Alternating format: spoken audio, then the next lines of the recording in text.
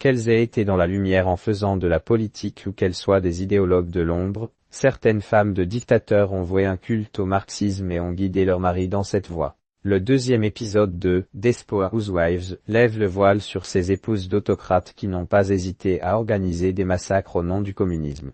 Elles ont été rebaptisées l'araignée noire, Mexmijoxa, Albanie, la Dame de sang, Simone Gbagbo, Côte d'Ivoire, ou encore la sorcière violette, Margot Honecker, RDA.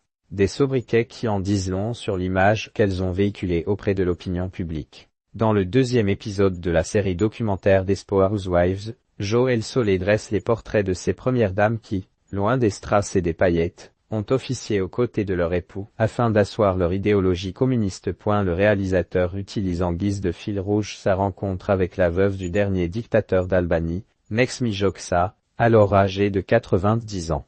Une vieille dame qui ne paie pas de mine, mais qui aurait orchestré la propagande du régime communiste stalinien dans son pays, ainsi que des crimes et des arrestations, lorsque la santé de son mari déclinait. Un destin qui n'est pas sans rappeler celui de Jiang Qing, la dernière épouse de Mao Zedong et numéro 2 du régime, connue pour sa cruauté sans faille envers ceux qu'elle considérait comme des ennemis. Elle est responsable de la mort de pas moins de 3 millions de Chinois. Desperate Housewives, les impératrices rouges dressent le portrait de toutes ces femmes d'autocrates, sans oublier ceux de Mira Milosevic Serbie et d'Elena Soescu Roumanie.